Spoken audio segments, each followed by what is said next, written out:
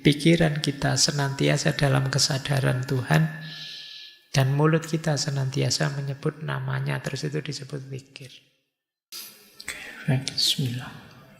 Assalamualaikum warahmatullahi wabarakatuh. Lanjut. Sekarang gangguan jiwa tipe keempat. Ini gangguan jiwa karena masalah spiritual. Ini harusnya agak panjang ya. Ketika kita merasa kehilangan makna hidup, kita merasa jauh dari Tuhan. Nah, kata Ibnu Sina, ambil terapi jenis spiritual. Terapi spiritual itu komponennya 3. Doa, zikir, dan meditasi. Menenangkan diri, uzlah. Doa bisa membantu kita menemukan kedamaian batin. Zikir bisa membantu kita fokus pada hal-hal yang positif. Meditasi bisa membantu kita menenangkan pikiran dan tubuh. Jadi jangan lupa Ibnu Sina itu pikirannya lengkap. Nanti kitab-kitabnya belakangan juga tidak hanya filsafat, tapi corak tasawuf, corak mistiknya juga kuat. Beliau juga menulis misalnya falsafah masyrikiyah, filsafat timur. Beliau juga punya cerita-cerita seperti Hai bin Yaqdhan. Hai bin Yaqdhan itu yang lebih nulis cerita itu dulu ya Ibnu Sina, meskipun nanti nama tokohnya diambil oleh Ibnu Tufel untuk menulis cerita yang sama tapi dengan plot yang berbeda. Ada banyak cerita-cerita spiritual yang ditulis oleh Ibnu Sina karena beliau juga concern dengan masalah-masalah spiritual. Bahkan di falsafah masyrik itu ya beliau melihat bahwa manusia itu ada secara spiritual, ada tipe abid, ada tipe zahid, ada tipe arif. Abid itu orang yang menghidupkan spiritualitasnya lewat jalur ibadah. Rajin sholat, rajin puasa, sedekah, dan lain sebagainya. Ini tipe abid. Ada tipe zahid. Tipe zahid itu seperti para sufi yang melakukan uzlah, takholak bi ahlakillah, dan lain sebagainya. Ini tipe zahid. Menjauh dari godaan dunia, keramaian dunia, memantapkan diri hanya menuju Allah saja. Ini namanya tipe zahid. Kemudian yang terakhir tipe arif. Tipe arif itu orang yang sudah mengalami pencerahan. Orang yang sudah kasyaf, sudah ma'rifat, sudah ngerti hakikat segala sesuatu. Ini tipe arif. Ada abid, ada zahid, ada arif. Kalau kalian tipe apa? Abid kah? Sholatnya masih bolong-bolong Pak, tidak berani bilang abid. Zahid apalagi Pak? Arif sangsoyo. Tapi ini jalur-jalur untuk menghidupkan spiritualitas kita. Nanti orang yang menempuh jalur ini ingin menghidupkan spiritual, namanya adalah murid. Murid itu ya secara letterlek kan orang yang menginginkan. Tentu saja murid nanti dituntun oleh mursyid. Orang yang menuntun, menunjukkan. Jadi baik, masalah spiritual, orang menyebutnya hari ini ada istilah krisis spiritual. Krisis spiritual itu tidak sekedar lupa Tuhan, tapi orang merasa kosong, merasa hampa, hilang makna. Mungkin kalian sering bertanya pada dirimu, hidup kok seperti ini ya? Apa gunanya aku hidup? Apa pentingnya sih aku hadir di dunia ini? Ini krisis-krisis spiritual. Jadi, apa makna diriku? Apa makna kehadiranku? Siapa sih aku ini? Aku dulu tidak minta kok dihadirkan sekarang. Itu kalau kalian lelah dengan hidupmu sampai selevel itu, kalian sedang mengalami krisis spiritual. Kalian merasa tidak bernilai, tidak bermakna. Krisis spiritual itu biasanya diawali dari, tadi sudah sedikit saya sebut, kalian lupa tujuan. Kalian tidak tahu hidupmu itu mau kemana. Dan dulu asalnya dari mana. Ini kalau orang Jawa konsep ini disebut sangkan waraning dumadi. Kalian lupa aspek ini sehingga kalian kelelahan sendiri. Kalian lupa bahwa hidup ini dulu asalnya dari mana dan besok mau menuju kemana. Kalian anggap hidupmu itu ya seputar aktivitasmu sehari-hari itu saja. Yang mahasiswa menganggap hidup itu ya seputar kuliah, kos-kosan, pacaran, mungkin seputar itu saja. Padahal tidak sekedar itu, kalian dihadirkan oleh Allah untuk hidup. Nah, kalau ada yang alami begini, batinmu sedang sangat lelah, berarti kalian sedang mengalami krisis spiritual. Hal yang sama sering disebutkan berhubungan dengan peradaban barat yang terlalu positivistik. Kalau teman-teman baca tulisannya Sayyid Nasr itu, barat itu maju luar biasa, tapi dia melupakan satu unsur yang sebenarnya esensial, fitri dalam diri manusia, yaitu aspek spiritual. Sehingga kemudian belakangan kan banyak orang barat yang kemudian geser ke ranah spiritualitas. Baik ya, kalian coba ya mulai introspeksi. Ya hidup kita ini lengkap sih, ada fisik jasadnya, tadi ada emosinya, ada mentalnya, ada jiwanya, dan ada unsur spiritualitasnya. Semuanya harus waras. Kalau ada yang tidak waras, ya hidupmu akan tidak seimbang, timpang. Jadi keywordnya konsep kesehatan mentalnya Ibnu Sina adalah keseimbangan. Makanya tadi cairan-cairan tadi tidak ada kok. Harus cairan ini saja tidak ada. Ya semuanya penting tapi jangan berlebihan. Jangan ada yang terlalu dominan. Nanti akan menyusahkanmu. Baik, nah solusi apa kalau kalian mengalami krisis spiritual? Ya terapi spiritual. Yang pertama doa. Doa itu tidak sekedar minta pada Tuhan, tapi juga kesadaran kita bahwa kita itu lemah. Ada banyak hal yang kita tidak mampu, maka kita perlu intervensi, perlu Tuhan membantu kita. Jadi, dan bukan masalah dikabulkan atau tidak dikabulkan kalau dalam konteks ini, tapi kesadaran kita bahwa Tuhan selalu ada, selalu hadir, dekat dengan kita, itu sudah membuat kita nyaman. Jadi yang kesadaran ketuhanan, kesadaran ilahiyah inilah yang selama ini sering lepas dari keseharian kita. Sekali-sekali kalau teman-teman bisa ya, coba dicek dalam sehari kira-kira berapa menit atau berapa puluh menit, syukur-syukur ada ndak 1 jam, teman-teman melakukan aktivitas dengan sadar bahwa Allah sedang mengawasiku, Allah selalu dekat dengan aku. Pernah ndak begitu?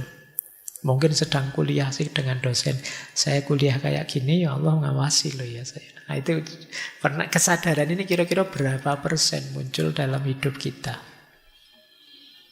Wong kadang-kadang sholat saja tidak ada kesadaran itu kan juga.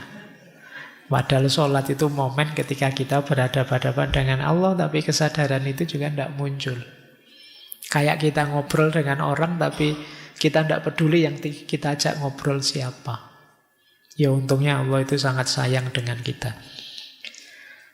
Baik, oke ya, ini krisis spiritual. Selain doa juga ada zikir. Zikir itu ya makna letterleknya ingatan dan sebutan. Jadi pikiran kita senantiasa dalam kesadaran Tuhan dan mulut kita senantiasa menyebut namanya, terus itu disebut zikir. Meditasi ya aktivitas menenangkan diri. Kalau dalam Islam ada istilah iktikaf, berhenti sejenak. Ada istilah muhasabah, ada istilah tafakur. Itu setara dengan itu. Menghidupkan mindfulness dulu pernah kita bahas. Jadi ini krisis spiritual. Krisis spiritual ini gejalanya paling samar. Kalau krisis sebelumnya teman-teman stres, teman-teman depresi, teman-teman marah, itu kan kelihatan. Tapi begitu krisis spiritual tidak kelihatan. Hanya kita yang tahu, karena berhubungan dengan dimensi batin kita yang agak dalam. Mungkin kelihatan orangnya sabar, tidak stres, nyaman, bisa menikmati hidup, tapi sebenarnya dia merasa hampa. Merasa dirinya kosong. Nah itu bisa saja begitu. Makanya ini teman-teman harus lebih dalam melihat dirinya untuk melihat kalau ada masalah-masalah spiritual. Baik, ambil nafas dulu sebentar. Kalian sudah 1,5 jam ini dapat materi kesehatan mental. Masih ada 30 menit, kita masuk ke beberapa quote yang menurut saya menarik dari Ibnu Sina. Yang pertama, ini quote-nya bahasa Arab ya, tidak apa-apa, anggap saja ngaji kitab kuning. Ini menarik kata beliau.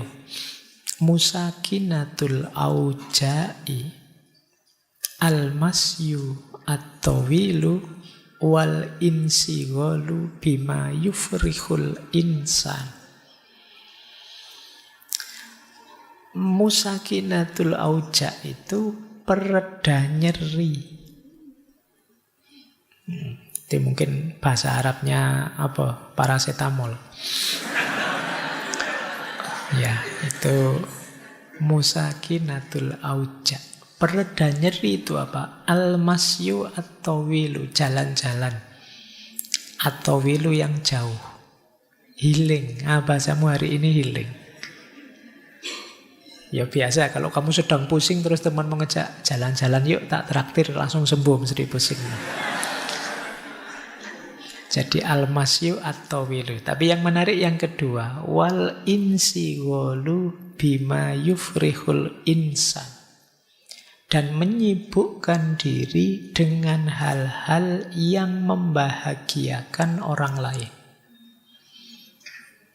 Itu bisa menghilangkan nyeri. Kalian mungkin tadi mengalami krisis-krisis jiwa, krisis mental, stres, depresi, bingung, marah, cemas, dan lain sebagainya. Coba kalian hilangkan dengan cara apa? Sibuklah berkontribusi untuk orang lain. Kecemasanmu, rasa depresimu mungkin banyak terkikis. Karena secara sekaligus ketika kamu berbuat baik pada orang lain, sebenarnya kalian sedang menegaskan dirimu bahwa ternyata aku ini penting juga ya. Ternyata aku ini ada gunanya juga ya. Ternyata aku ini meaningful juga dalam hidup ini. Itu menggembirakan. Jadi kalau kita berbuat baik pada orang lain, itu sebenarnya kita sedang berbuat baik pada diri kita sendiri. Kan itu ada hadisnya yang begitu. Dan ini memang makna langsungnya begitu. Begitu kita mampu berbagi kebaikan pada orang lain, muncul kalau bahasa psikologi namanya self-esteem. Kebanggaan diri.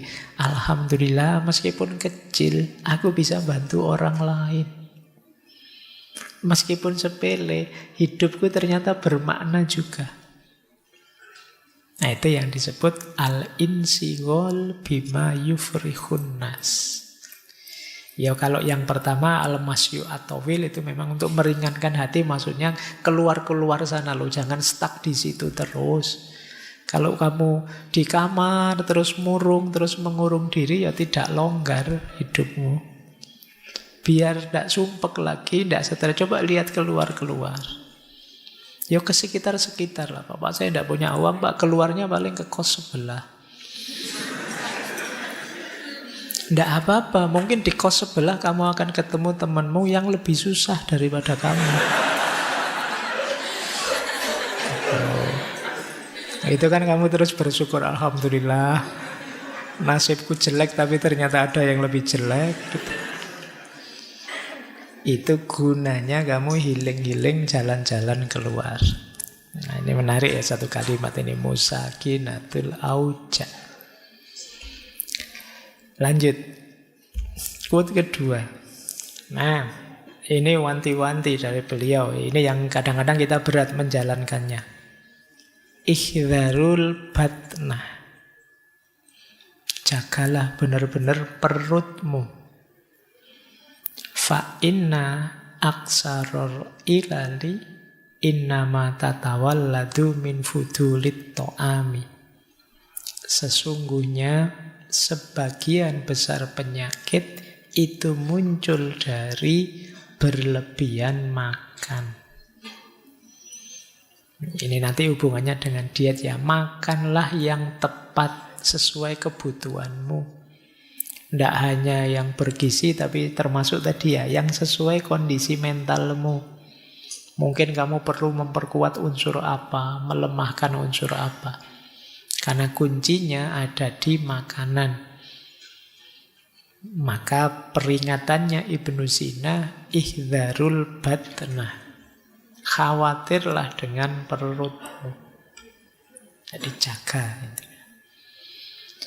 Karena perut kita itu sifatnya sangat toleran, terbuka. Apa saja kita masukkan, dia terima. Kalau mulut kan enggak. Mulut itu pahit kita muntahkan. Enggak enak kita lepeh. Tapi kalau perut kita isi apa saja dia oke. Makanya kita harus menjaganya dari luar. Karena di dalam dia welcome saja sih kita kasih apa. Sarapan gorengan oke. Nanti makan siang gorengan lagi oke. Malam-malam gorengan lagi oke. Seminggu 7 hari Indomie terus oke, enggak apa-apa. Dia nerima saja. Padahal kunci kesehatanmu ada di situ. Ada yang bilang perut itu otak kedua, kepala kedua kita. Jadi sebagian besar penyakit jalurnya di situ. Maka perhatikan apa yang kita masukkan ke dalam perut kita. Baik, ini quote kedua. Kita lanjutkan, ngaji lagi. Al-musta'iddu lisyai' takfihi ad'afu asbabihi. Orang yang siap, boleh juga diterjemahkan orang yang sedia, orang yang mau terhadap sesuatu, itu takfihi, cukup baginya ad'afu asbabihi. Sebab yang paling lemah, paling ringan, tidak masalah. Misalnya begini loh. Kalian misalnya tadi disuruh olahraga, disuruh mengatur makan yang tertib, disuruh apa saja, macam-macam tadi yang disuruh ya. Itu kalau memang teman-teman mau, tidak perlu alasan banyak.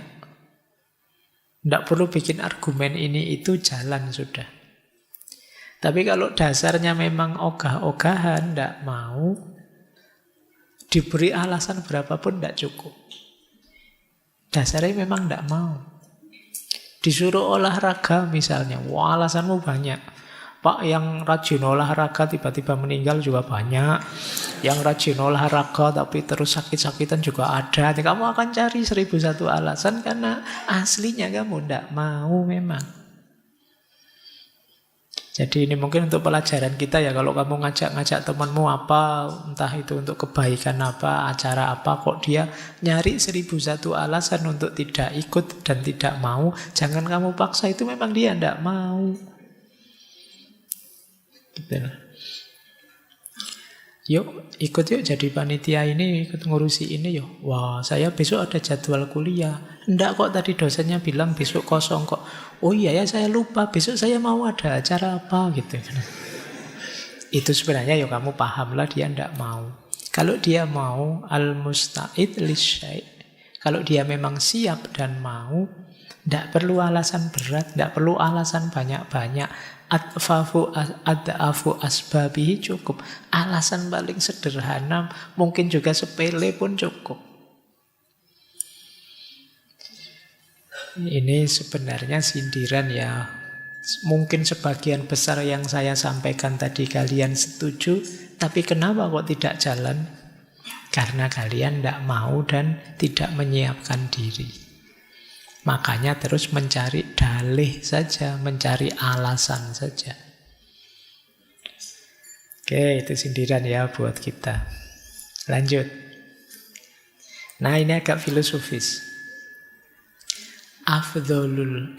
Ufaddilul hayat al-qasirah wal wasi'ah alal hayatid doyikoh wat tawilah.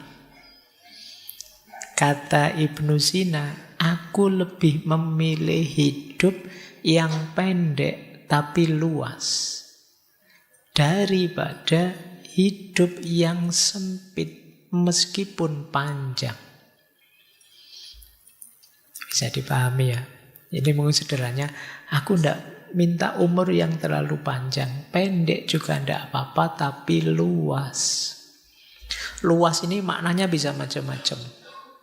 Makna pertama luas itu kamu ngalami macam-macam, mengeksplorasi apa saja sesuai yang kamu inginkan.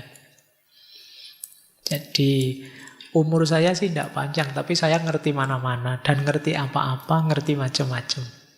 Ini daripada umur panjang yo tidak ngerti mana-mana, hidupnya itu terus begitu, terus tidak ada perkembangan, tidak ada perubahan. Itu namanya al-hayat ad-doyikoh. Hidup yang sempit. Yo kalau bisa memang al-hayat al-wasi'ah wat tawilah. Cuma kan itu karepmu. Kalau disuruh milih, kata Ibnu Sina, ya ndak apa-apalah, ndak terlalu panjang usia tapi luas. Luas juga bisa kalian artikan kebermaknaan hidup.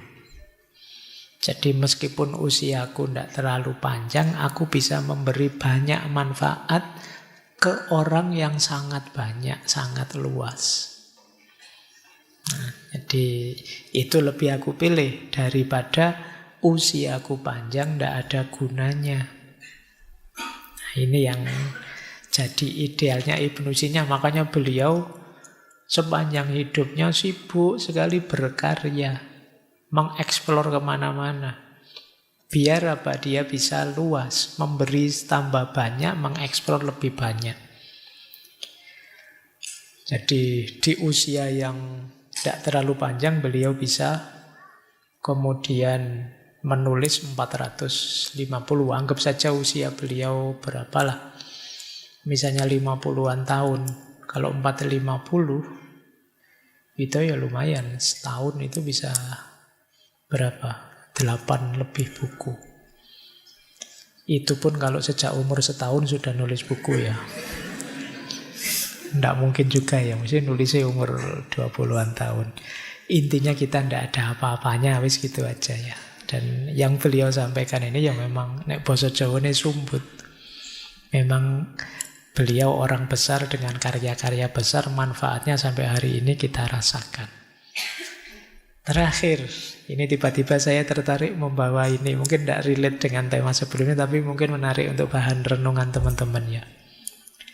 Bulina biqaumin yadhunnuna annallaha lam yahdi siwahu.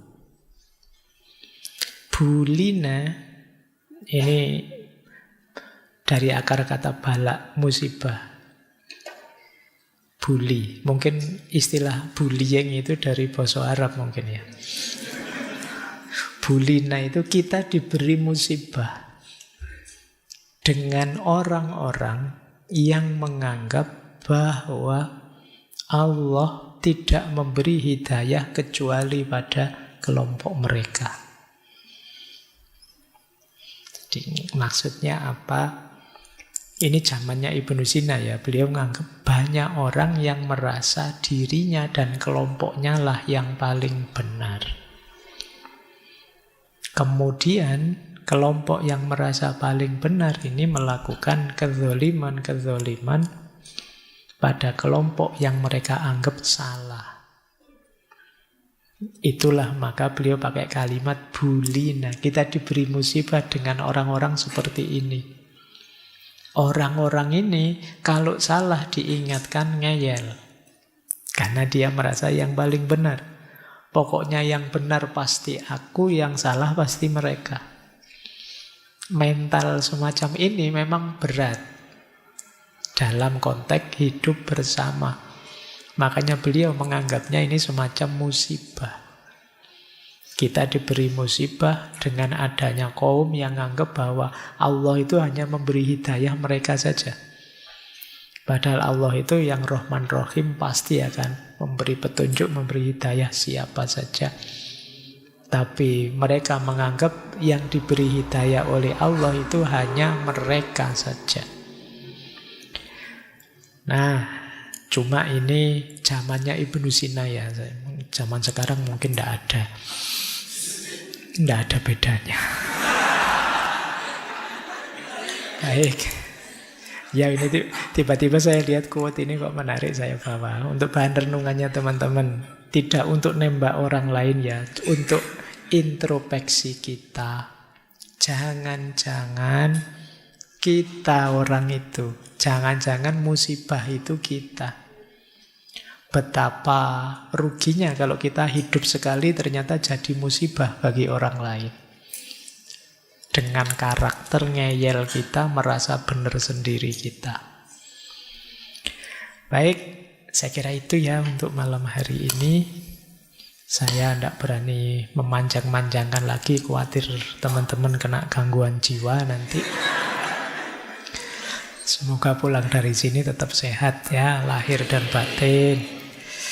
Baik, nanti minggu depan kita lanjutkan. Cuma minggu depan ini agak unik.